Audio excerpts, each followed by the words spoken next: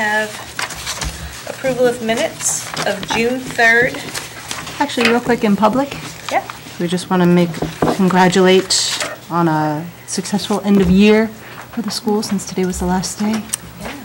Yes. Yeah. Thank you all want to say the- anything about last? All the staff. Yeah, it was beautiful to watch all the Henry Wilson kids going out in their PBIS Yeah. bright orange tiger shirts, and there was a great cookout over at Valley View. High school had just finished up their exams, so it was a little quieter here, so they were able to kind of pull things together. But obviously, their big celebration was graduation, which was just beautiful. So, yeah, congratulations to everybody. Thank you, guys. All right, on to minutes. June 3rd, 2019, public session. Do we have a motion? I will make a motion to accept. Motion by Linda, Second. second by Stan. Any errors or omissions? There was in terms of just some spellings of names, but I will get those too. I just wanted to clarify one of the comments on page 5, under old business. It says, Ms. Mellon advised the district was able to trace back the 2018 aggregate total and will send back letter of finding. I think what I was saying there was that we had received our fiscal year 2018 draft audit and the auditor's letter, and I was asking where Joel wanted it to go. Yeah. So I don't know. I know Mrs. Cardinal had several corrections on the doc, on the Google Doc, so Okay, I'm maybe sure that's one Sherry, of them. Mrs. Gazer will look at that. Do we want to table these minutes, or are we good? I'm good. Yeah, I think we're good. Okay, all in favor? Aye. All right, June 3rd, 2019, non-public session 1. So moved. So moved by Linda. Second. Second by Stan. Any discussion? Nope. All in favor? Aye. I have June 3rd, 2019, non-public session 2. Do I hear a motion? So, Motion by Stan, I'll second. Any changes? Good? All those in favor? Aye. I have June 3rd, non-public session 3. So moved. Motion by Linda, second. second by Stan. Any corrections? Just again, some names, so I will pass it along to Okay. Ms. Gazer. All right, all those in favor? Aye. June 10th, public session. I will make that motion to approve. Do I have a second? Second. Second by Stan. Any changes? Just a clarification under the vote to accept unanticipated revenue on page 1. I'm going to be asking the auditors to write the year-end journal entries, Okay. not to make note. Okay. Anything else? All those in favor? I have June 10th, non-public session 2. Do I have a motion? So moved. I'll Motion by second. Linda, second by Stan. Changes? All those in favor? Aye. June 10th, non-public session 2. Do I have a motion? Move. Second? Second.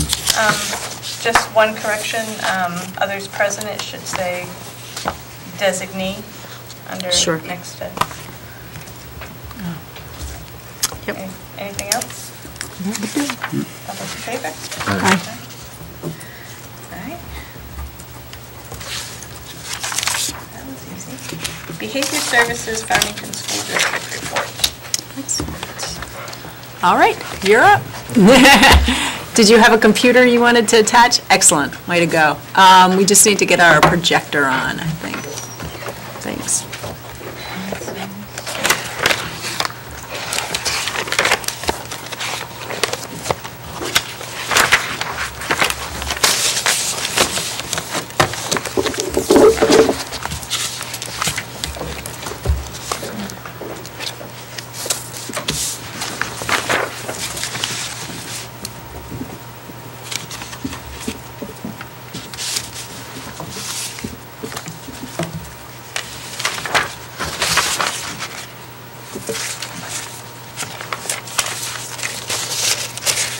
Am I all set? Yep. You are all set, sir. All right. Let's see, hopefully, You might want to step a little over. There you go. There you go. Or you'll be blind and just turn this a little shadowed. bit. Oh, come on.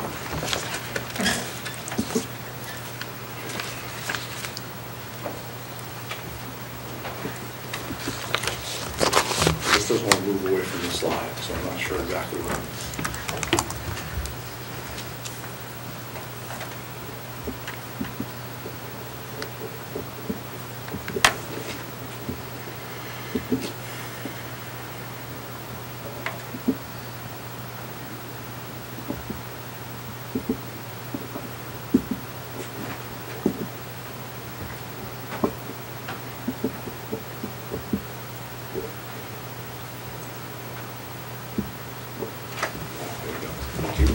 Magic touch. Yeah. At Valley View, we track the behavior through the target team. And the target team meets on a regular basis to go over, to meet with teachers who maybe have a student that they need to work with. You know, this, basically during that meeting, they come up with a plan, they produce some benchmarks and milestones, and then we track the behavior and see what happens. As the students, the baseline for any sort of reward or anything that they will possibly get is 80%. As time goes on, the numbers do go up. You know, while each plan is similar, it is customized to the people, to the person, the student that needs some help. You know, and it's possible that students can have different types of reinforcers and different types of rewards. The tree room is where a lot of our behavior intervention happens. The tree room is staffed by a behavior interventionist and a paraprofessional, and utilized for behavior support, social emotional strategy, and rewards. For the most part, the tree room is used for Tier 3 support, and these are the most intensive behavior needs for our students. Like I said, the targeted team includes a classroom teacher and the behavior interventionist. The target team basically creates a case manager for the student. The case manager's job is to collect the data and follow and help track how the student is doing. You know, and the follow-through, to have the accurate data, the follow-through is based on the really responsibility of the classroom teacher and the adult staff who fills out the chart and works with the student. This is a couple of types of behavior sheets that we use, again, to track to track what's happening, track where it's happening, see if we can see any patterns, and then work to have interventions to help basically smooth the rough edges out.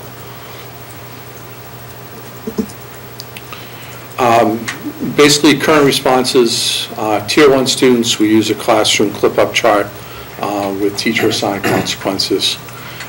Tier 2 behaviors will become usually an office referral, and with either or admin or teacher consequences. Tier 3 would be the behavior interventionist with the behavior response team, and generally this is with admin consequences. In other cases, if we need, you know, guidance is brought in to help out.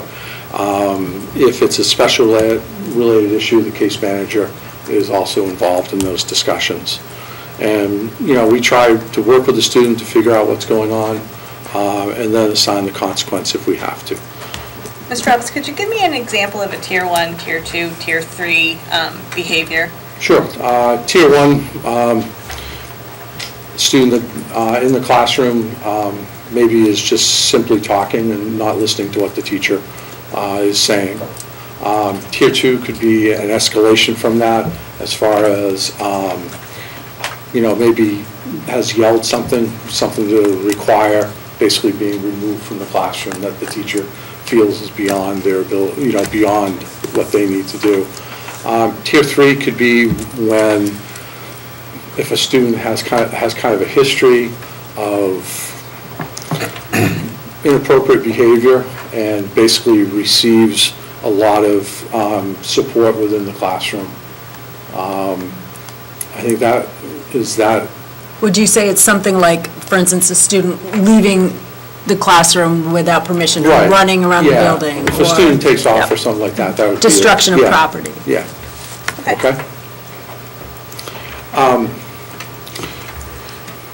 We track, obviously, as they track the kids' behavior, we usually use a point system. They earn points in order to get the reward.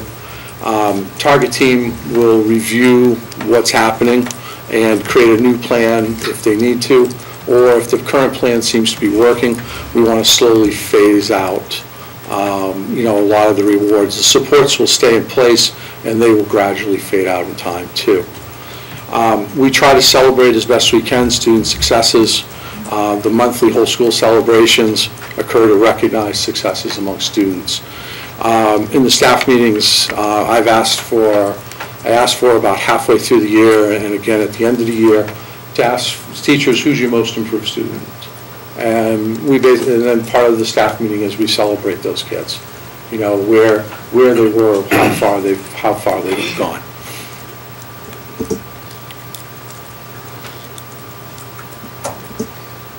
Oh, come on, really? It's technology.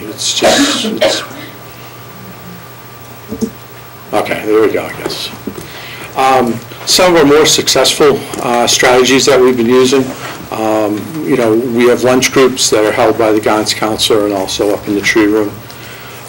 Giving kids a chance to move around a little bit, because we all know that we all, and I would say adults also, we get a little antsy after a while, and we just got to move and get up. There's a number of students that we regularly check in with in the morning to see how they're doing. I didn't do that. Just move, there you go. Oh, I think it's just, Looks like it let go. maybe not. Should have gone to sleep that quick. There we go, yeah. that's, you notice I'm not trying to touch the computer, okay? We have a number of students that we check in the morning with. When they come, we check out with them in the afternoon. We've begun, obviously, our interventions of both math and reading, so they, we want every student to feel that they've had success and hope. Because I know from experiences that if a person is not feeling hope, then what's the point of doing everything else? We work with them on how to calm themselves down. Anger management, we do social skills instruction. We have daily behavior charts that the kids see and have an idea what's going on. Also just, Mrs. Berry and myself, and along with along with a lot of staff at the school, we make sure that we visit all the classrooms. If I know a student's been having a hard time and then all of a sudden things are, starting to pick up for them, I'll make sure that I check in with them and talk to them and say, please continue what you're doing. I think, it's always good when someone other than the classroom teacher acknowledges what they've been doing. I'm sorry, I'm just curious about the 2016-2017 reading intervention instruction? What I understand is that, and Mrs. Berry and I went through this, is that trying to help kids that have been feeling unsuccessful in reading feel more successful. Okay. Is my understanding. Thank you. Okay. Some of the challenges that we have, it's like it was following a plan with fidelity. Everybody must have pretty much the same responses and understand what the chart's saying. We're beginning to see in many day-to-day behaviors, and responses to certain situations, just, a lot of trauma that a lot of these kids have had. We're working, and this is one of the big things that came out of with Polly Bath, is the idea of creating what's called the Tigers behavior. I know there's another slide, but I'll just take a moment. The idea is, it's trust, integrity, genuineness, empathy, respect equals success is what we looked at it as. Really what we're trying to do is to use Tigers as an umbrella that will encompass other behavior strategies that they've had before. Because at one point, teachers are saying, well, we like this of this, and we like this of this, and we like this of this. And so what ended up happening is we had a kind of a hodgepodge. the idea of when we were working with Polybath, of creating the Tigers program, is to create an umbrella where those things can go under. And so we basically have a more coherent idea and a more coherent view of what we're going to be doing as far as with behavior. And it's also what Polybath, and I guess really what stuck with me, was the idea that trust, integrity, genuineness, empathy, respect are all values that I would wager that everybody in the room holds pretty strongly. And we want to gear basically our discipline system to help teach those values. Okay, and that's really, for me, that was the big thing that I got out of Polybath. Okay, by the numbers, looking at the numbers seem to be trending down in both consequences and most frequent behaviors.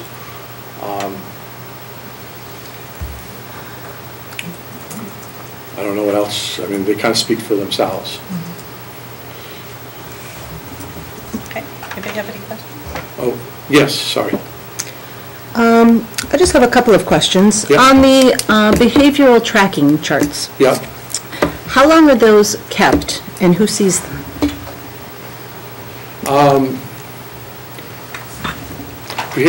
Most of the paper, for the behavior charts themselves, I believe they're kept by Mrs. Crone up in the tree room. We, on a weekly basis, for kids most of the kids are on a weekly basis. The parents see them also. Copy will go home. And I think Ms. Crone keeps a copy and the student has a copy. Just another follow-up question, if you don't mind. In regards to the Tier 1, the Tier 2, at what point and to what extent are parents involved or notified? Generally, for anything that comes down to the office, Mrs. Barry or I will always make a phone call home. For the Tier 1 behaviors, we encourage, and I always ask, make sure that for the teachers, make sure you get your story home. Please give the parents a call. Even if it's something small, we just don't want it to develop into a pattern, and then it becomes a little bit harder to deal with. So I encourage teachers to communicate at home all the time, make sure that they get the story also from the teacher. Can you tell us why it's TREE? What does TREE stand for? I have a feeling it's an acronym to some. It is, and my brain is drawing teach, reteach. I don't know. Yeah, I'm sorry. I know it. I'm just drawing a blank on it. I apologize. I'm putting you in the hot seat. Yeah. And I was thinking, and as I was doing this, okay, I got to remember this, and it's gone. So overall, you think that this is a successful behavior program? I think we're trending in the right direction. Yes. So it's a work in progress? Yeah. I mean, and I think most of the time all these things are a work in progress, because the hard thing is to kind of predict what is next year's class going to look like. How do you see this evolving, say, going down to the middle school? How are this year's third graders going to take what they learned in the tree room down to fourth grade? Wow. For a couple of I'm by it tonight. Well, yeah, no. Actually, I can think of a couple of kids off the top of my head where they were at the beginning of the year and where they are now. It's almost like two different people. Okay. It really is. I mean, there's several of them that I'm incredibly proud of for the change that's occurred just in this year, and just what I remember seeing from the beginning of the year till now. And so I would say for a number of those students, they would be surprised as to what these kids were like a year or two ago and what they are now. Sorry, I'm going to keep going. And do you work with the middle school administration to kind of make some kind of cohesive transition between what Valley View's behavior programs are to what Henry Wilson's are? Yeah, we're in the process of kind of revamping. I mean, they know what we're working on and what we're working towards. We have there's a number of connections between the two schools, between the guidance counselors, special ed, and myself. So we do our best to keep everybody informed. We had a number of transition meetings for students that are, particularly sensitive to the move and getting them ready for the move that took place over the course of late May and early June, having all the parties get together to get ready for that conversation and, have the conversation and then also, kind of make the plans of which room, what location, who are the check-in people, so that we've got that solidified before we move down the hill. Oh, I just meant in general. I mean, just making sure that Valley View's expectations come across to Henry Wilson and making sure it's a cohesive expectation. Yeah, no, we're working to do that, definitely. Did you have anything?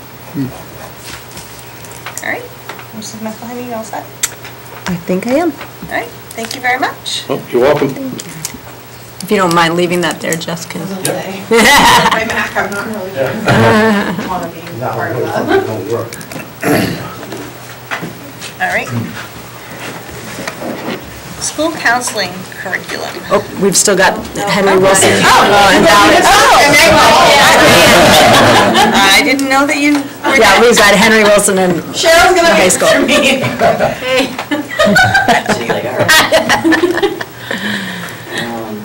All right, so we've come a long way at Henry Wilson with our behavior the last couple years, and probably I need to use this so people at home can hear me.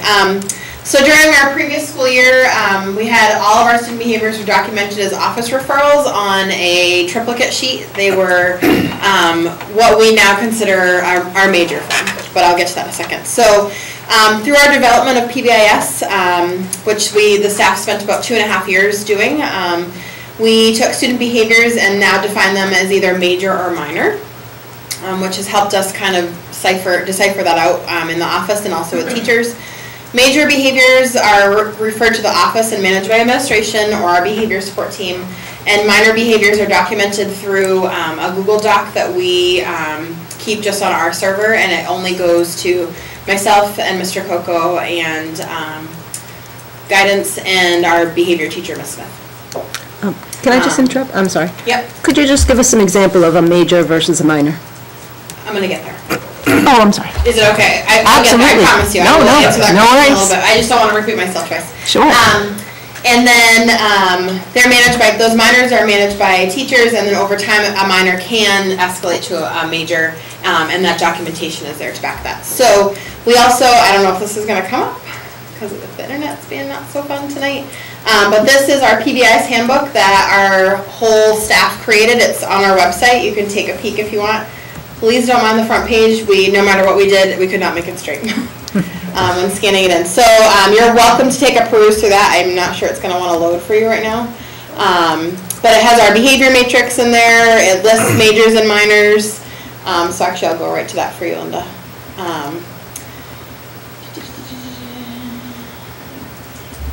Maybe. It's much easier when you're flipping through her by hand. So this is our matrix, and it just, our three, we decided to take Tigers and kind of use it as our springboard because we were making our matrix and looking at all of our acronyms. It was a lot of things for kids to look at. So actually, if Ms. Vashon wouldn't mind standing up to show her t-shirt, we have our responsibility, respect, and success. And so all of our kids and staff got those today to celebrate PBIS in our first full year of our rollout today, because everybody had a part in that and everyone was successful. They were respectful and responsible at some point throughout the year.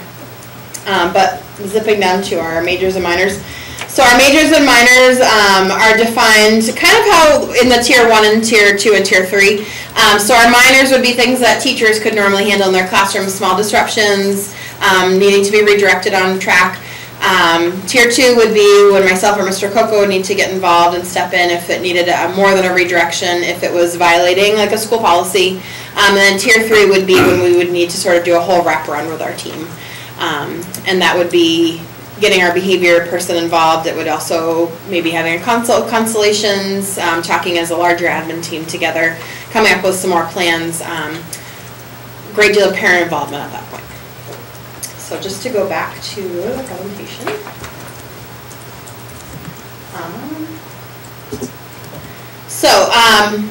We have seen, this number is going to look huge compared to last year because we have broken up our data, and so we're collecting data on our minors now. I keep forgetting people are listening to me at home and they need that. So our minors, because we didn't document any last year, we were at 697, and that's input by teachers, and that includes, I don't want to read this to you, but it's small. So that includes any student infraction, that location where it happened, consequence that happened, and the data is used to track trends in both individual student behavior and to drive school-wide focus areas for PBIS. We looked a lot at that this year, where we're seeing if it was classroom, if it was related to respect, if it was safety, hallway behavior. We were able to really target down those behaviors.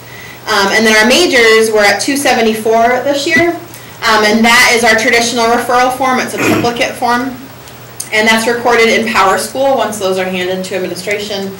And consequences are usually managed by us. But if you know at the bottom, so it's tracked differently. So last year we had a total of 526 office referrals, and those were all categories under a major category because that was how we were tracking behavior, and now we were able to kind of streamline. So not all of those behaviors were truly major. They were really falling under that minor category, so we're able to target some behavior a little bit differently. Excuse me, Jen, you don't have to write everything in there. Just, we can attach those forms to it, so you don't have to capture it all. I'm just watching you. I was keeping up with all. I was just watching you try and be virtually do that. Just what I could. Yeah, just say there was a presentation. Presentation is fine. So we do a lot of things that we've kept in place and streamlined a little bit. So we have constant parent meetings. We've now coined them success meetings. Thank you to our guidance department. It just sounds a little friendlier when you have a parent coming in. Can you come in for a success meeting instead of can you please come in for a failure progress meeting? I think it would be a little more appealing to me to want to be a part of that, and so we've gotten a really good response from parents. They really feel like they have some part of that, I think. And those we are mostly targeted to our 7th and 8th grade students when we're looking at planning to go to high school. We've been talking about some of these things the last couple of years. How can we make a plan now? But we did coin that term to kind of use along the way. I know John and I had a lot of meetings with parents 4th, 5th, 6th grade this year, and we also started calling those success meetings and just how can we get your child on track? How can we help them? We often determine a safe person in the building for, this is a lot of our more frequent Tier 2, Tier 3 kids. If myself or Mr. Coco, sometimes we're a different point person for different kids of personalities. Sometimes Ms. Smith is a great point person. Guidance is a great point person for some kids. We need to make sure that we're processing through what's happening with kids, and it needs to be a person they're comfortable with. We also are beginning to implement some small group instruction of expected behaviors, some modeling. They're doing a lot of that in guidance with small groups, and they're doing a lot of that in Ms. Smith's room. We also consult with teachers. Our data meetings are academic and behavior driven now.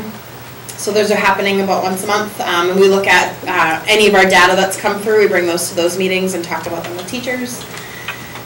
We've been doing the district-wide polybath training this year. So we did that by, it was followed up with polybath with individual and grade level teacher observation, consultation, feedback sessions. And then it was just kind of bolstering up a little bit of that Tier 1 support of what teachers can get into their toolbox. And then we also have our Room 18, which is, we didn't come up with an acronym. Mr. Coco and I talked about that a lot this summer with Ms. Smith and amongst ourselves, and we're like, you know what? It's middle school, let's just call it, it's Room 18, it's Mrs. Smith's room. We didn't want kids to feel like they were being labeled and put somewhere, and because it's a fluid program, we wanted kids to kind of feel safe like it was another part of the building. So we continue to have special ed teachers making some of those quick behavior plans with students that maybe doesn't need a lot of more input from other sources. Guidance counselors are doing that with their 504 students. And they also work with their teams, so their classroom teachers. We also have our students with their most significant behavior needs. They can be referred to the behavior case manager. And this process begins with teams completing a request for assistance form, which we have had teachers use this year. It was a lot of the beginning there reminding them, you have that tool, like we're asking you to document that and use it, and just reminding them they had a resource to be able to get to that point. And then that has a meeting with a team member, a guidance, a behavior case manager, an administrator, and that's determining the appropriate course of action. That's also our SAT process, so we're helping to kind of target some kids and get them the help that they need. So room 18, that's where Ms. Smith, our behavior case manager, and her paraprofessional, Ms. Kimbrough, are housed. It was the former kind of ISS space that we used to have, and so we've made it, I think, a little bit more user-friendly for kids. And that supports a caseload of up to 10 students at a time. And they're not all in there all day long. But this is like a kind of a glimpse into what Ms. Smith's room looks like. It's very inviting. She has a lot of different spaces for kids to access during the day that need that. They have all of that set up with her and plans that they follow. So she manages up to 10 students, and she also has to support her paraprofessional. She is able to provide some specific behavior support, coping skills, just things that those kids we tend to see in our top 10%, or really 2%, sorry, of our population that they can access to make their day successful. She will develop an action plan to provide behavior support. She'll work with a team. We'll usually pull in a constellations consult to help create some of our more specific functional behavior plans. And it's just a resource that students can use throughout the day. So success, we may or may not capture these pictures today during our final awards assembly. We encourage all of our kids and staff to wear their shirts today. 8th graders got them and they wore them on their trip to Canopy, which I hear there might have been 2 orange schools there on Friday. But so room 18 continues to evolve sort of as we use it and as we get to know it. It's changed a lot, I think, from the beginning of the year. It's been a growing time for all of us in the building of getting rid of that sort of space that we've sort of all gotten used to sending students in an ISS space. So we've gotten sort of creative of what that looks like with kids. Steve and I, or Mr. Coco and I, have been able to spend some time with some specific kids this year, having those conversations when they're in an ISS situation. We really try not to send kids out unless we absolutely have to, because we try to use it as a reteaching model for them, and knowing that it's middle school and it's okay to make bad choices, but you can't keep repeating those bad choices. And so obviously there have to be more consequences as those come up. But we've improved our behavior plans with support of our current staff and work with Constellations. We've worked huge on growth mindset with our students and staff. It's really improved school culture and working toward improving relationships across everybody. And then using those multiple PBI celebrations and incentives to recognize and celebrate successes of students, not just academically, but as a whole child. Looking forward, we hope to continue to strengthen our behavior support team, build more time for behavior support for staff. They can provide instruction, looking at some more time for our guidance counselors and using Ms. Smith a little bit more in the building. Continuing to beef up our meeting protocols. We want to look at adding some social emotional needs of students and how do we bring some different supports into our building, which we'll be talking about in the next 3 days. Continue that work with Constellations to best address our students' needs and also build on that social emotional learning of becoming a more trauma-informed school and district. Any questions? I don't. Okay. Thank you. Well done. Thank you, Ms. Moore. She can get a lot more information back into a few minutes. So I really appreciate that. Sorry. I wish I'd thought of it when it started. Cheryl Peabody, Farmington High School. They're talking about the behavior tracking. We, just like Valley View and at the middle school, we look at each student individually and we come up with plans specified for, to meet the needs of each individual student. The reinforcers at a high school are much different than an elementary or a middle school. It's a little bit harder to get them to, buy into a sticker or something like that at the high school level. But they love, the gross motor things, like in the gymnasium walks, things like that. Sometimes they just like to, sit and have a conversation with someone too. Meet upstairs, if they're seniors, they could meet upstairs at the couch or something like that. It's just a little more challenging at the high school level to do that, but still the kid buys into that if they're part of that process, which we've tried to do. I'm a Mac person and I've never used this computer, so please. Call Jen. Successes, yes, those individual behavior plans have been very good for a lot of students. There's been significant changes for some students. I want to compliment Katie Sauer specifically, that she has put some fabulous plans together and gone above and beyond to make sure that those are followed through. A lot of communication home with parents. You want to know who sees them? We communicate with each the staff member that has a particular student. A core team constantly is talking about those students. Parents, of course, are aware of that. If there is a probation officer, they like to know what's going on with their students, so we keep that. We have a core team that are, we have nurse part of it, we have our resource officer part of it, so we all work together for that and follow through on those plans. I want to point out Mr. Pascucci, who has, I know some people kind of laugh about it a little bit, but I love that he starts part of his class time in a circle in the gymnasium and does a lot of group talks. High school kids kind of, haven't bought into that, didn't buy into that at first, but there's a lot of opening up about it, and it teaches students how to talk to each other. I mean, they're not allowed to have their phones out. They're not supposed to have their phones out anyway, but it's a nice opportunity for students to do things like that.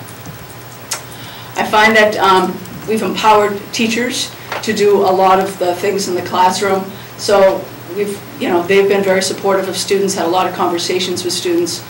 We've put a lot of things back on teachers, to be honest with you. If they're having a problem with a student, we say, have you had conversations with them? Have you called the parent? We're trying to get back to the nitty-gritty and doing things like that. Responses, of course, the teachers have their private meetings with the students. They can have parent meetings. They do have after-school detentions as well. If that doesn't work out, they do end up with office referrals. We don't necessarily call them major or minor necessarily. Teachers, we try to get them to do it at first on their own. So if it becomes an office referral, it may seem like a minor incident, but it's something that's been repeated numerous times. For example, a phone out on the desk. That very well could be a minor thing, unless it's out on their desk every single day and then the kid refuses to put it away. Then it can turn into a more of a defiance type of thing. And to be honest with you, that's one of the most things we deal with, our phone issues. We try to do restorative justice.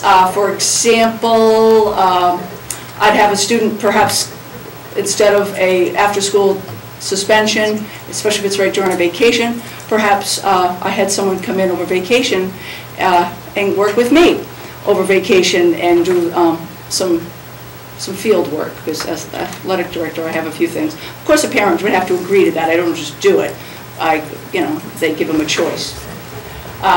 Behavior interventions, guidance, case managers, because not all of our students that have behavior issues are special education students. So guidance works very hard with case managers and whatnot to come up with ideas. Oh, isn't she wonderful? She's just so wonderful.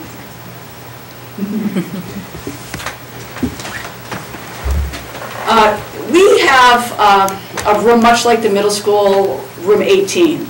Last summer, it was approved to have a special education teacher and a para go in there, have a caseload of students that have some challenges and work with them.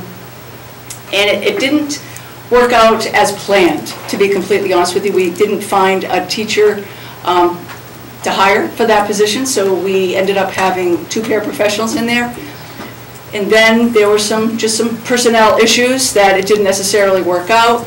The paraprofessional in there also does HiSET. They do Edmentum. So they're really, to be honest with you, it's been not consistent. It just really hasn't been consistent.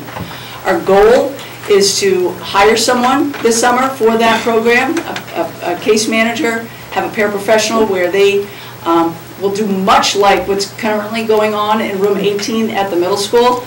There'll be some definite conversations with folks over there, so we can model it after them, to have that consistency from the middle school to the high school.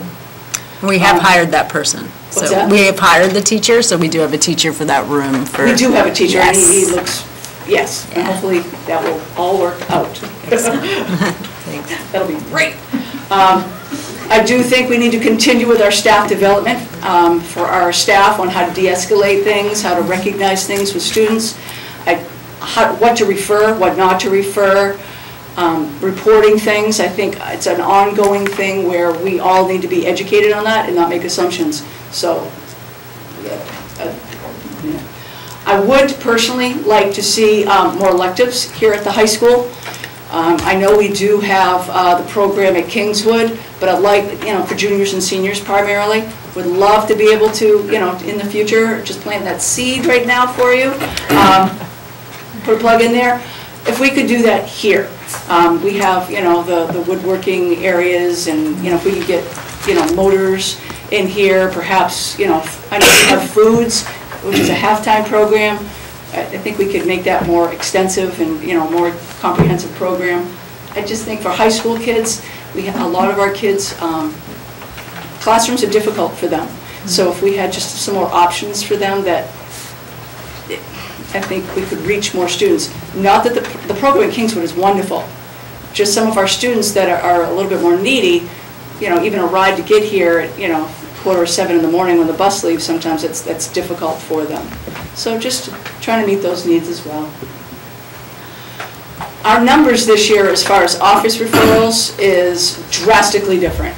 I mean, night and day. Last year was extremely challenging.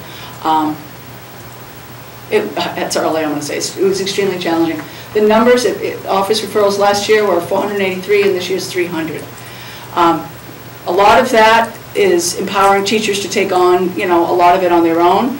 I wish I could say that it was all that, but it's not. We've had some key students that what we had here wasn't working out for them, so they're someplace else. So that being said, it would be hopefully this room 106 for us can help alleviate some of those problems for other students in the future. I'm not saying that we will meet the needs of every student in that program or service, if you will, but it's a start for us. It's a start.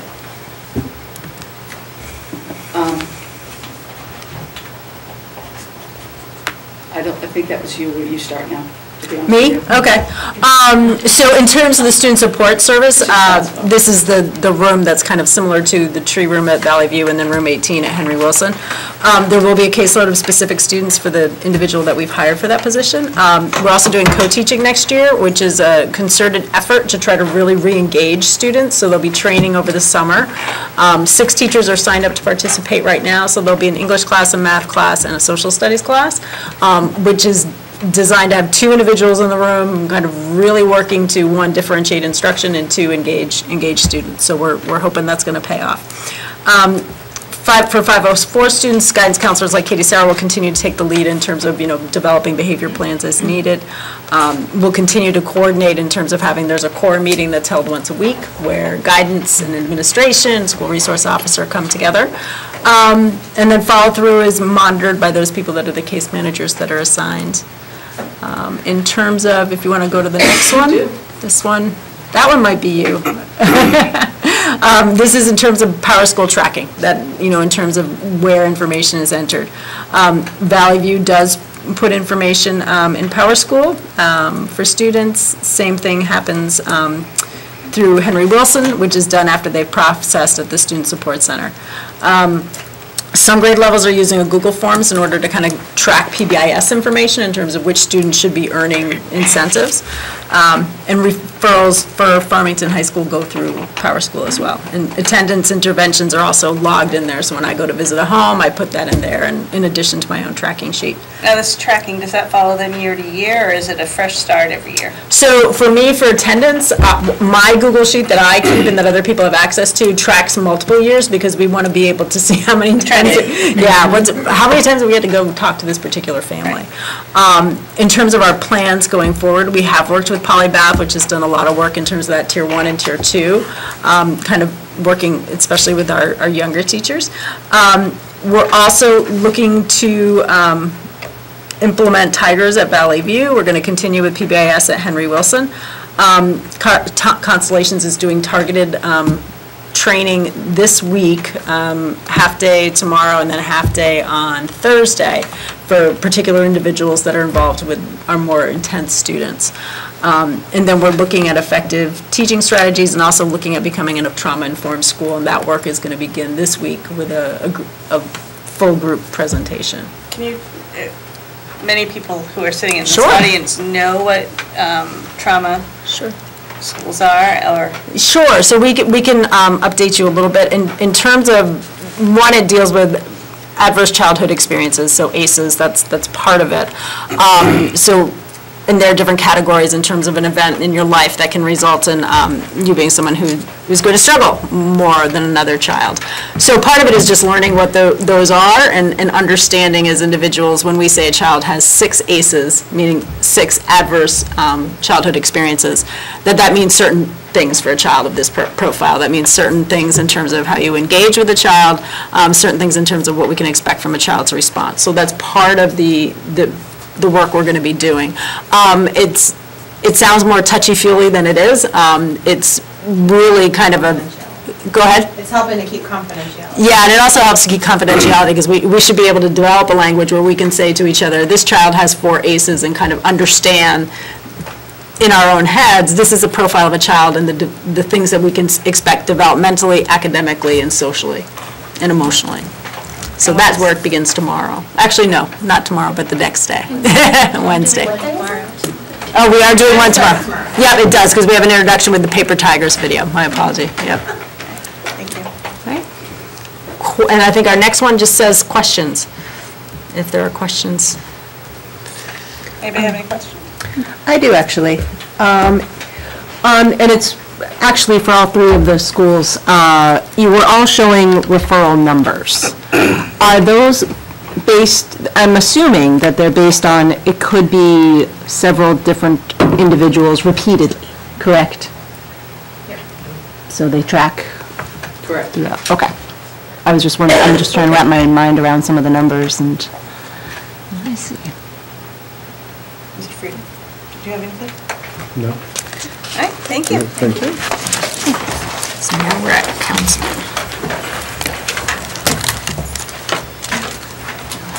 All right, now we're up to school counseling curriculum. What's that?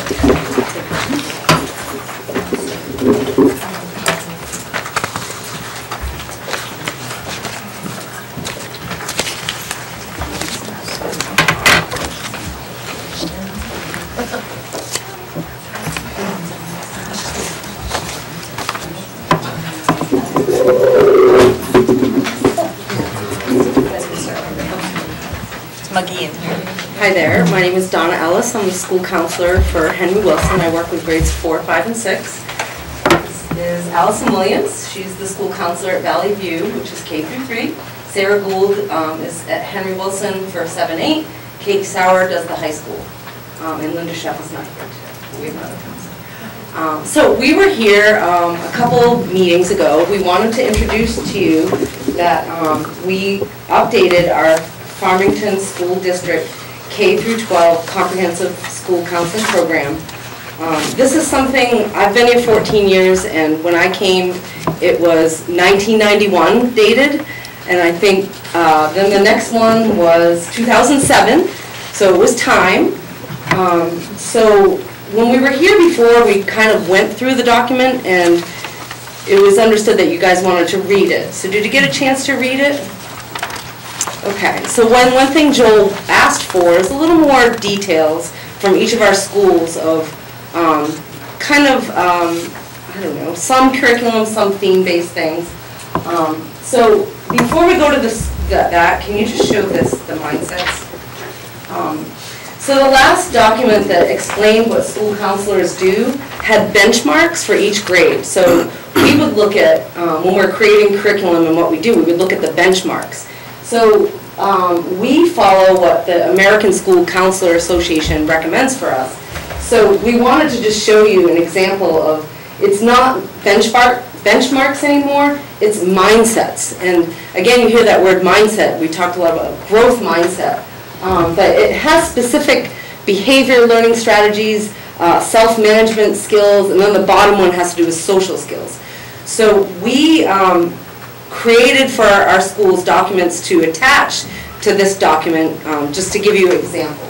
So each of us is going to just share a little bit about our schools. Do you have any questions about that part? Not yet. You want to go first? Okay. You can go to the Valley View one. VVCS, right? VVCS. Great, thank you. So a few years ago, a survey was done by the Health and Wellness Committee that showed areas that we were doing well and areas that not so well, and areas in great need. And so I took that map, and that's how I created my lesson plan to help fill those gaps for things like body safety, healthy relationships. So I've used several sources, including lessons provided by the Tiger program, which the board has graciously covered the funds for. So I wanted to continue that process and took lessons plans from that Tiger program from Plymouth State University and continue those. And it also overlaps a lot of the mindsets that we have in the school as well. So a lot of the topics, as you can see, includes empathy, kindness, mindfulness, friendships, drug and alcohol awareness, emotional wellness, and healthy relationships, which, especially at the younger level, developing those building blocks as a human being to continue and grow those as they go on in life. This summer, I'll be modifying my lesson plans and will include a focus in the trauma-informed schools, which has already been discussed. I'm looking forward to the professional development that we'll receive this week, and I'm also attending a 2-day workshop this summer to help gain more skills and apply those skills and methods to my lesson plan. It's so important. As a counselor, I've seen more and more kids being affected by trauma, not just personally what's being affected to them personally, but also what they're exposed to and how it affects them biologically, psychologically, and socially. So I'm really grateful that the district is taking great strides to address those needs of the district. And I look forward to increasing our kids' abilities as we go. Are there any questions?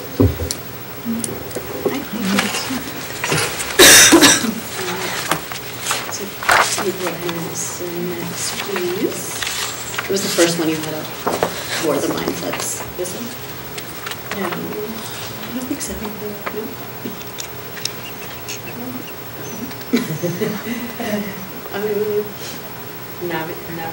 No. School counseling curriculum, maybe? Yes, that's us. All right, so Donna and I created this curriculum, created this document. We actually used something that we do every year. We generally get together over the summer and come up with some themes based on needs assessments that we've done from students and staff. And we just put a little more detail into it. So generally it's not broken down by grade. So we did break it down by grade so you can easily see what each of us is focusing on in our individual grades. A couple things I wanted to kind of point out is that as you go through this document from 4th to 8th grade, in 4th grade, Donna actually goes into classrooms very often. That's sort of her, the way that she delivers all school curriculum is weekly, and that's appropriate for that age level. As we go into starting in 6th grade, the actual being in the classroom delivering curriculum goes down to about once a month, and that's for 6th, 7th, and 8th grade. That's what happens. But we do other things that affect all of the students. So, for example, in 6th, 7th, and 8th grade, we have Haven come in every year that talk to our students, our 6th grade students, about bullying. Yes, am I right about that? And sexual harassment. And sexual harassment. Yeah. Sorry, 6th grade is not my grade. And 7th grade, we talk about how media affects gender roles, and then in 8th grade, they talk again about sexual harassment at a little bit of a different developmental level. And then we also, in 7th and 8th grade, we're very lucky to have Ashley Sheedy, our SAP counselor, who does go into 7th grade classrooms every month working on prevention activities with 7th graders. And then starting in 7th grade, I do meet with every student as sort of an individual basis to talk more about goal planning. What's, for the 8th graders, we talk about high school and what that's going to look like. Yeah, I think that, I mean, and we also do have a few school-wide celebrations throughout the year that kind of target all students. We do a kindness month in January with Mix It Up Day. In October, we do a Red Ribbon Week, which focuses on healthy relationships and drug and alcohol prevention. And then in March, we do career and college readiness, which talks again about goal setting and getting ready for college and career.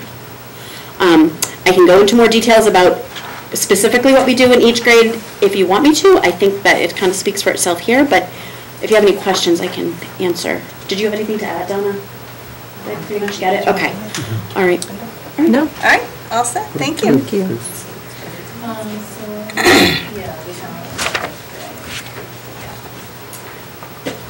Hi. Okay, so this is, Linda actually put this together.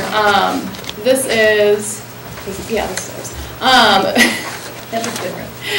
So this is kind of, you know, the calendar in terms of like a breakdown of just what we do throughout the year. You know, talking about, obviously at the high school level, it is a little different. We're not like doing classroom guidance. But one thing that has kind of, we've realized, you know, Linda and myself, like, we do a lot of the college and career and all that stuff, but it's kind of on an individual, us working with our students individually. And so our push has been, you know, for it just to become more comprehensive and like methodical and systematic. So that's the basic, like, for the calendar. Do you want to bring up the, not the lines, that's the us, yeah. So this is what we put together. So we have Naviance. We started to roll it out this year. We were able to get through our freshmen with like the first year of Strengths Explorer survey. It's a daunting task to roll out, but the goal is, you know, for us to be able to put this together and create the college career portfolios for our kids. I have found that there's a lot, like there's those kids that are the college bound, and then I find that there's a lot of energy spent towards those kids who maybe you're just working on if they're behind in the credits and trying to get them credits, and those kids who kind of are in the middle, that's where I noticed that we're really, that's kind of the ones who I think that we need to spend more time on, and hopefully this will start that so that we can, yeah, just get them more invested in their plans after high school. The Department of Education has the CCR indicators, which are the college and career indicators. And that's something in terms of our program goals. So we had 19 seniors last year who graduated college and career ready, and 21 this year. And I feel like that number has got to go way up. So that's really kind of, you know, so the ASVAB, you could see grade 12, that was one thing we added, having all seniors take that. Because that gives like one more CCR indicator that students can hit that point. So it's definitely, this is kind of focusing on, obviously the, you know, social, emotional, all that's in there with like the bullying stuff and all that, but this is where I just really think we need to develop this partner. So third push. Do you guys have any questions? Questions? No, thank you though. Thank you. I have one thing. Yeah. Mrs. King had asked about how administration works together between the schools to have a cohesiveness between behaviors.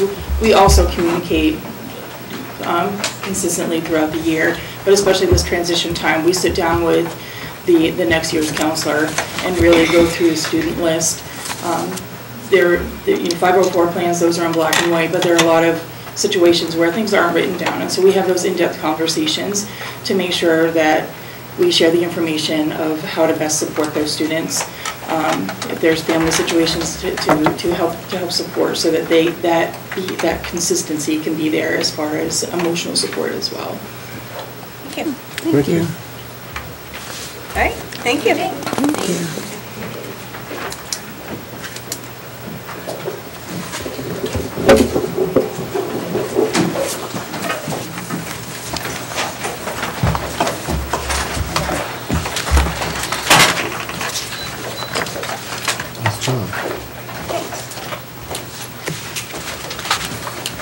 We are moving on to policy.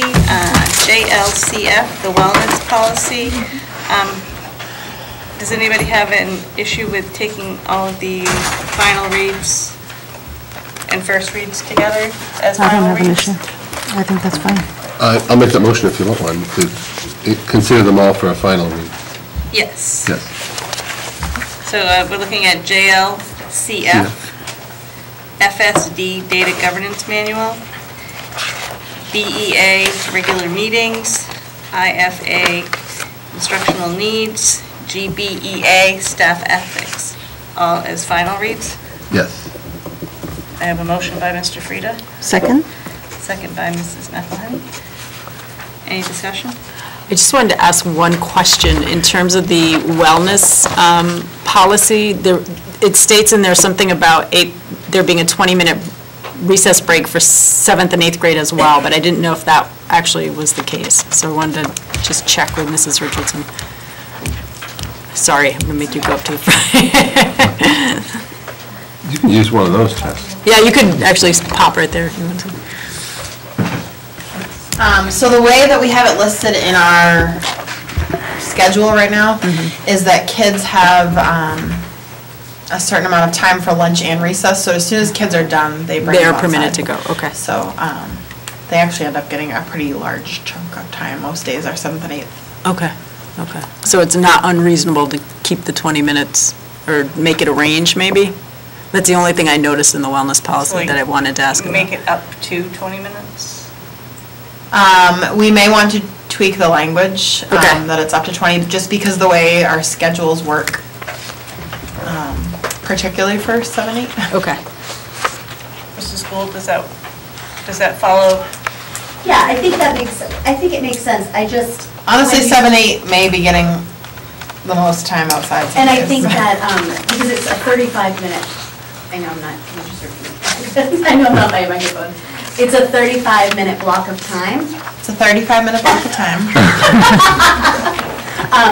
So, and it used to be that they waited until everyone was done eating, but now students go out as soon as they're done eating, so they do Right. get a big chunk of time. So what in seventh, eighth grade. Right, what Sarah was just saying, I don't know if anyone at home could hear, it's okay, was that it's a 35-minute chunk of time, and they used to wait until all kids were done, but now they send them in waves. So there's a teacher that goes outside, and then another one stays inside with them. Are there kids that end up staying inside the complete 35 minutes?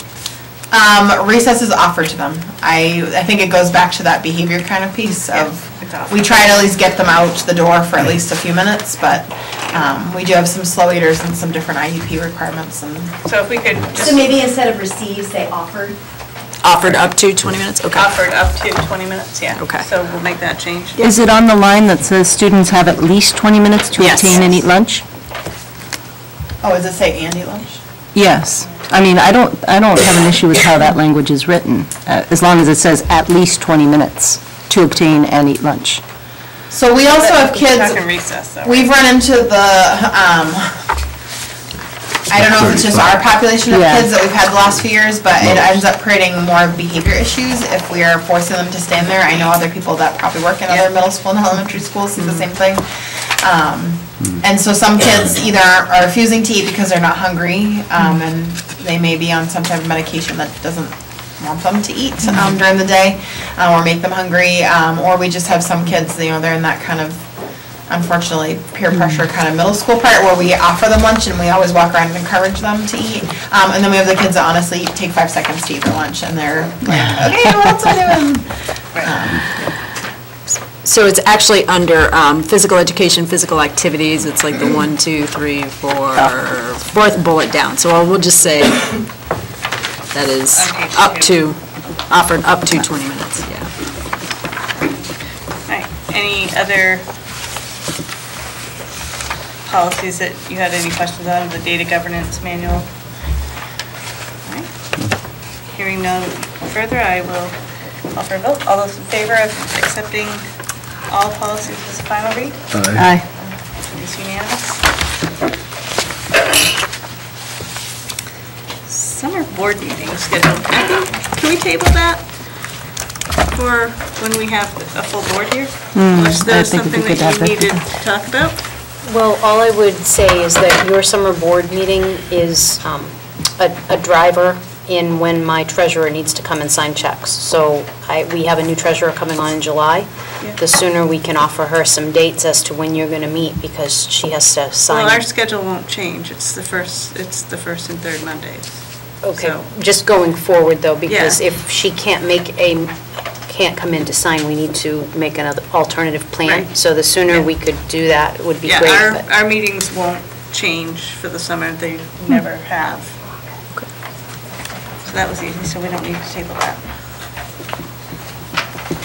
Was that the only question on that? Yes, I believe so. right. Thank you. NB 1612 requirements regarding document storage.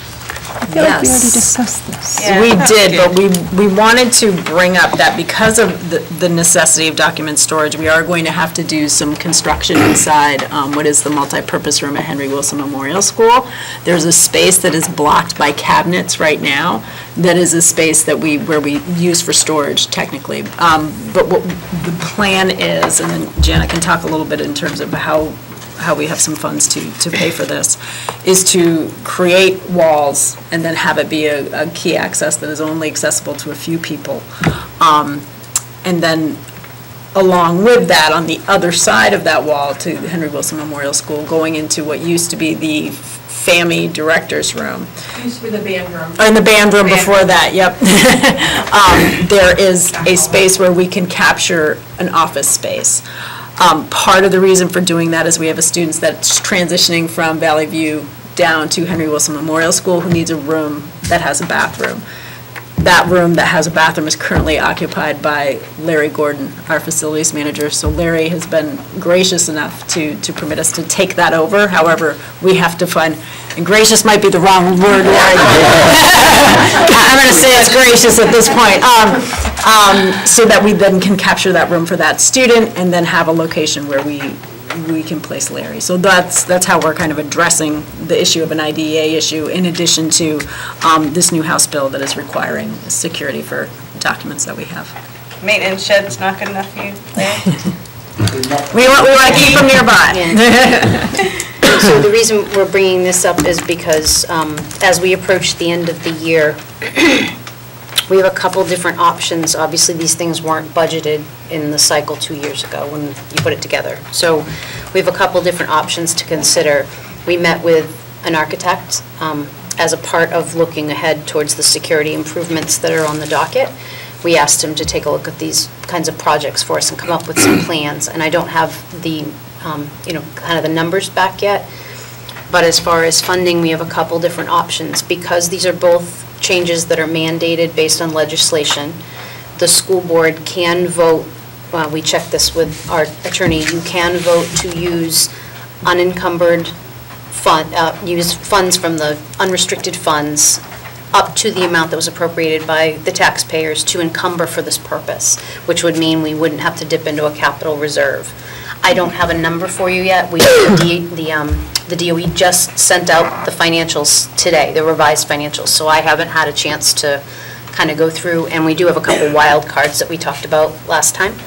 But hopefully I'll be able to give you a ballpark kind of idea of where we may be at. The alternative to that is if we don't have unrestricted fund balance available, we do have access to some capital reserves. We have a special education capital reserve that would handle the student room issue. And we also have some technology money that the House Bill 1612 could kind of fit underneath, so we could look at that. That said, our capital reserves are something that we would like to avoid dipping into if we can, because we have had some significant draws on those, and we're not putting any money in until the end of 1920. So just to think about as we move forward. So do we'll need to schedule a third meeting for June? We probably will towards the end. I would think that might be appropriate at that point. It would be great if we had an idea of some of the pending legal costs, which we don't know about as of right now. Because that also plays into what we should encumber going into the summer.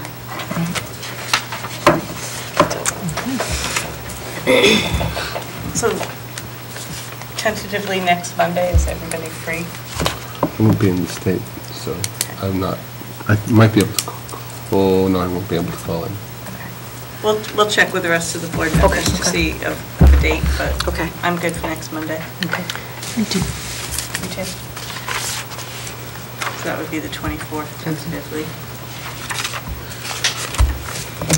I, however, am not, my daughter is promotion day, 8th grade to 9th grade.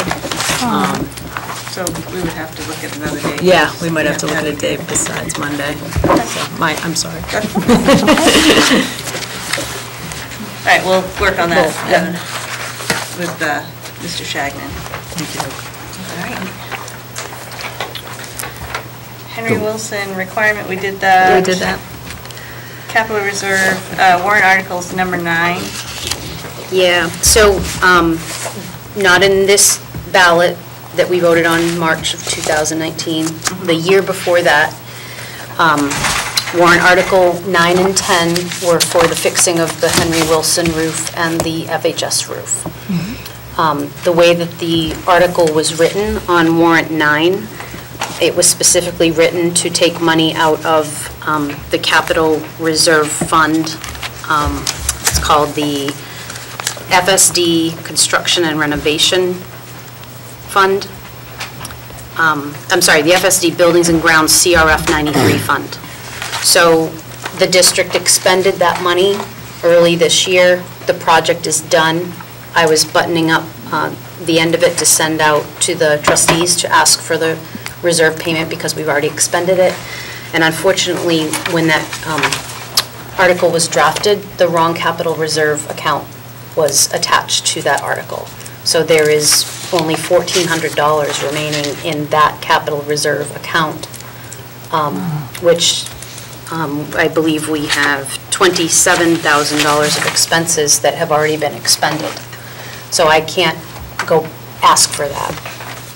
So a couple of options.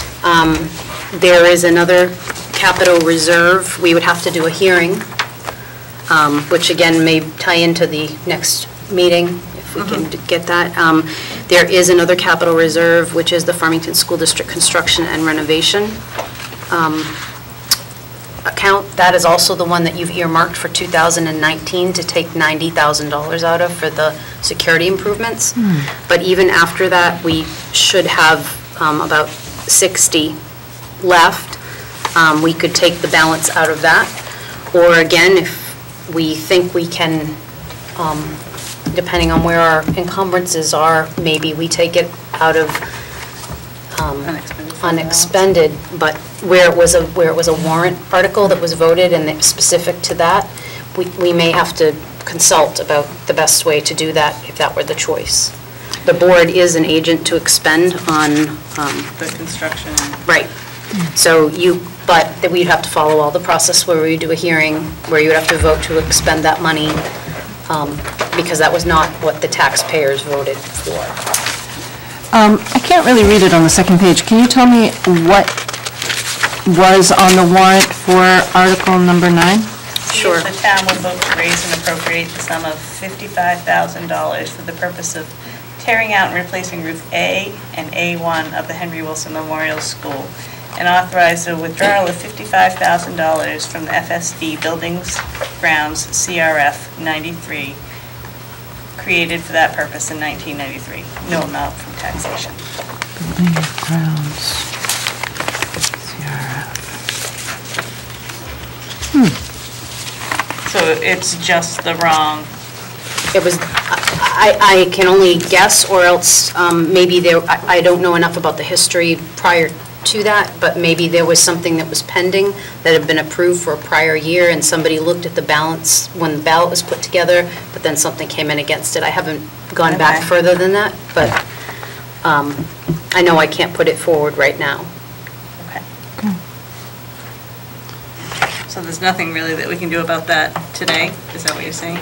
Not really, unless the board wants to decide to, without waiting to find out where we are, and to run it by our legal counsel about whether or not we can use unrestricted funds for this purpose because it was voted. If the board wants to vote, decide to post a hearing so that you can vote to expend from the other capital reserve trust, if you make that decision tonight, we can post that, and we have to have it out for 7 days before we meet. Okay, so what's your, you want her to consult legal before we make a decision? Because if we want to have a public hearing, we've got to post it. If we post and have a hearing, we don't have to spend it, we would just get permission to. So why don't we post and get 7 days ahead of it and then see what happens, that'd be mine. Yeah, and I would definitely reach out to legal in order to just get an idea of all of our options at this point. So the decision is to post for a public hearing and explore options with it. Okay, and you'll get back to us with the date for that, because we have to post it 7 days. And do we have to have a decision before June 30? I believe if you're not on the capital reserve expenditure, if you were to take from the unrestricted balance. Right. We would need to know that. So if you post tomorrow, 7 days, would still put us out past, because you can't count weekends, right? I think it's Or the 7 day calendar, of. it's 7 calendar days. Oh, I thought it was business days. Right, I thought it was business days, and you can't count the day of the hearing or the Okay. the day of the posting, so.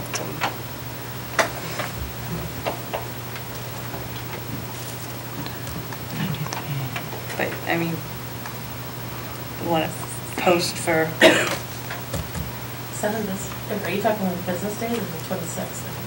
If we find. well, we can't count the 26th, so it would have to be the 27th. I'm sorry, no, it would be the 28th, because if you're not Because you can't count the day you post. You can count the day you post? You cannot, I don't Okay. believe you can count the day you post, 1, 2, 3. So the 28th. Yeah, 28th is the Friday. And you can get clarification if we can do it for Thursday. I can certainly reach out to her attorney and ask, about the option of taking it from unreserved balance. Right, so yeah, post it for whichever, the 27th or the 28th, whichever one the attorney says is appropriate. So if you post it tomorrow, should be the 27th and the 28th, so just check with Ms. Lohman.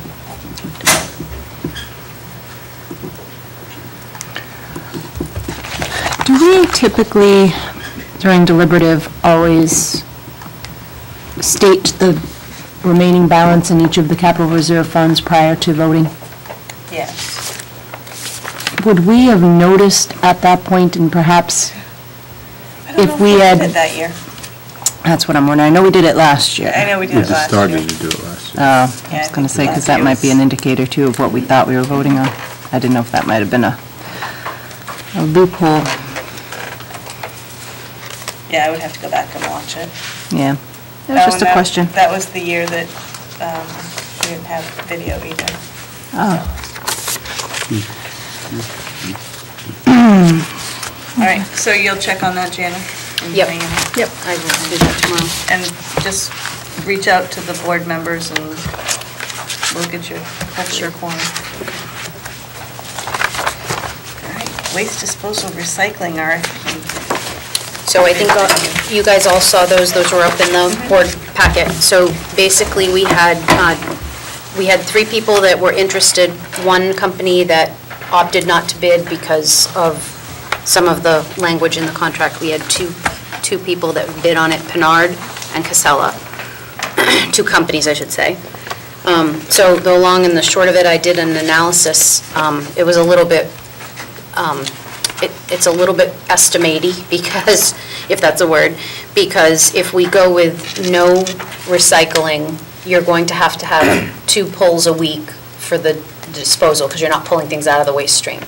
And if you go with both of them together, you could go down to 1 per week, but there's a cost of the recycling. So what I tried to do is keep it consistent across, and basically, if you're going with waste-only disposal with no recycling, Pinard was the best pricing.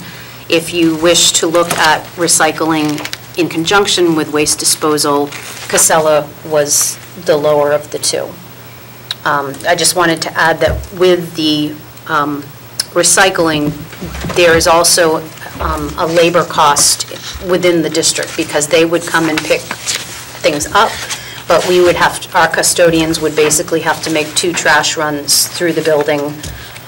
And the single stream waste recycling that we have in there, we would have to educate people that you can't put liquids in on top of the paper because if you do, that becomes trash. And so, there's a component, just, not that that's insurmountable, but just to consider as you're evaluating the bids. Might be an opportunity to get the Conservation Commission to come in and do a recycling, because I know they were They've really been very big interested in that, yes. interest in us doing some recycling, so that might be a nice, Yeah, I don't think we should consider a non-recycling option. Yeah, I don't Not at all, yeah.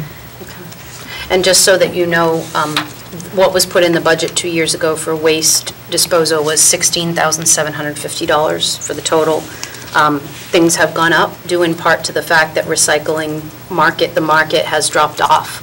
So any way you look at it, we're probably going to exhaust our waste disposal budget and then some with whoever you with go. either one. Yep. The only other thing that concerned me is that it's a 36-month contract. Is that what we're going to get with any waste?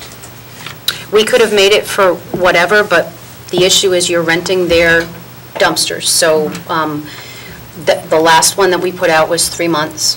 3 years.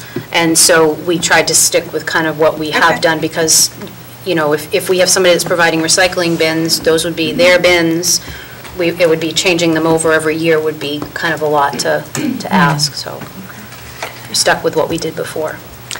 Do I have a motion for one or the other? I'll make a motion for Casella for the total for the estimated disposal and recycling costs. I believe the total is $19,572, if I'm reading that correctly? Estimated, yeah. Estimated. $19,572 estimated. I will second for discussion.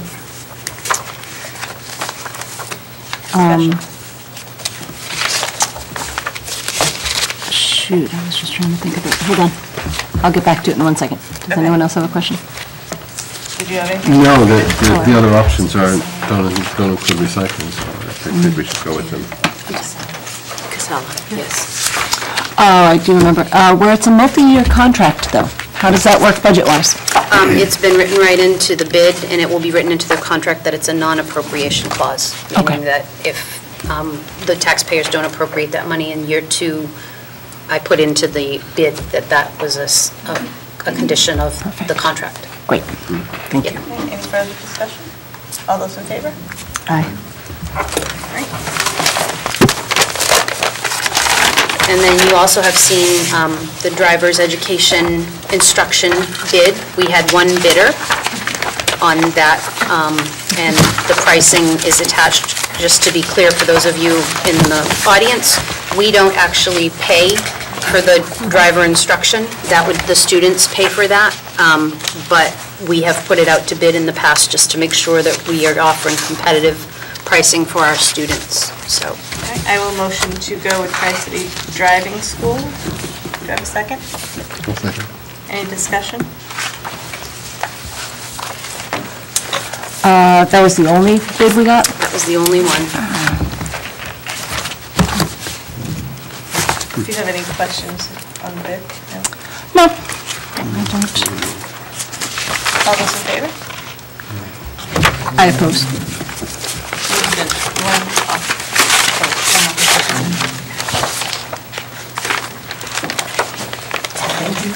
Thank you. All right. Moving right along. So we have a memorandum of understanding with educational support. You got it, and we're all set. Yep. It's all done. Oh, right. Yep, I got it over here. You have it over there? Yep. I have the, Yep. okay, I have a copy. Excellent. So now we're on to job descriptions. So what was on the mention? In a nutshell, it not was yet. basically, it modified the reconciliation method for wage payments for paras who have chosen the option of 26 payments per year. Is there a decision that I need to report for it? No. No, it was just for information for the public, it was signed.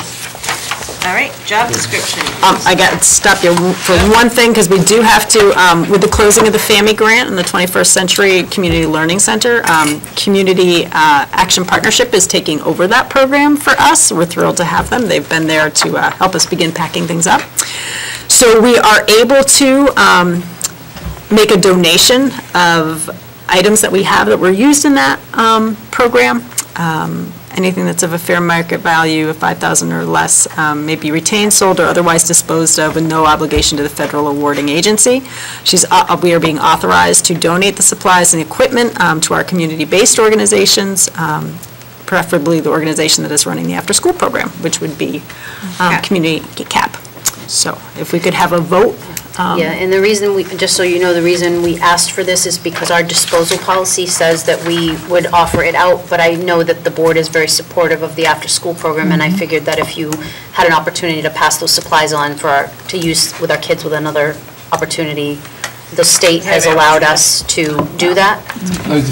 Why can't we just keep them to use for the program and let them use them? That's what we're doing, yeah. That's what But we have to close the grant out, we have to send an inventory to the state, and we have to tell them, that we are how we are disposing of the goods. Right. So. I'll make that motion. Motion by Linda, I'll second. second by Stan. Any further discussion? All those in favor? Did you have another one that you squeezed in That I there? snuck in there? Nope, it was down in non-public. All right, job description, Kingsville Middle School. Does anybody have any questions on any of these jobs? These are finals. Yeah. I'll motion to take them all as final reads all at once. All right, I'll second that motion. perfect. Any discussion? Any changes? It all looked fairly straightforward to me. All right, all those in favor? Aye. Who's the first? Linda?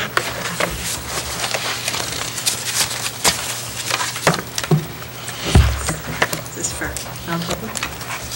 No, that was just for information in case you wanted to talk about putting some salaries on those job descriptions. And I just wanted to send this around. I got this today. It didn't make the agenda, but the Drummond and Woodsum will be holding a Principals Academy this summer, a 2-day academy, and some of the agenda items are particularly relevant to, transition of staff and processes that might be helpful. I just wanted the board to see that as we may want to look ahead at doing that for one person in each building. Are manifests here? Yep. Yes. Yep, they are. They're on the top of the red folders, and to speak to that a little bit, we have a new treasurer coming on, and we met, and part of what she indicated is that when you guys sign the manifests, in some districts, people go into the office so they have access to the backup documents if they wish to have them. So we talked about the best way to do that, and she indicated that she thought it might be best if I bring the backup documents to the board meeting, so that if you had questions about particular things before you signed it, before you authorized her to expend the funds, the information's there. So that's what's in the two folders. There are And two. she's already begun? No, July 1st she did, but we're going to start this process because it does make good sense as we transition. And there is one more manifest there are 2 red folders, actually. All right, any public discussion, any public participation? There's one more manifest in that pile. Yeah, I'll take it, I didn't need to Oh, do it during okay. this. Well, I was going to share something fun. All right. We did our first trial of having, and I actually have a video, but we planned this out today. We had our first trial of the Student Help Desk Program, ELO, and a wonderful student, Isaac Sanchin, just an amazing job this year. He was just treasure for me in the technology program, and he did create a video, a 3-minute video. It's part of his ELO to do reflections, and what he did is he made presenting in front of a group is not his preference, so he created a video explaining what the the technology the Student Help Desk ELO can do for him, it did for him, but can do for other students, and why students would want to be part of the program. And so he also brought in another student already who said he would like to join in, and we hope to use that video for marketing next year. But it was just a tremendous help having him, and so I just wanted to share that little happy thing that was happening in technology, and it was such a big help to me, and we hope to grow that program further. Okay. Well, that's great, thank you. Thank you. Anybody else with happy news? Summer. Dan, can I borrow your pen for just 2 seconds? All right. Hearing nothing from the public, our next meeting is scheduled for July 1st. But we'll have one sometime. But we will have one pending The hearing, the determination by our legal counsel. I will entertain a motion to go into non-public session 2 for nominations and resignations. So moved. Motion by Linda, second by Pam, all in favor by roll? Aye. And we're just gonna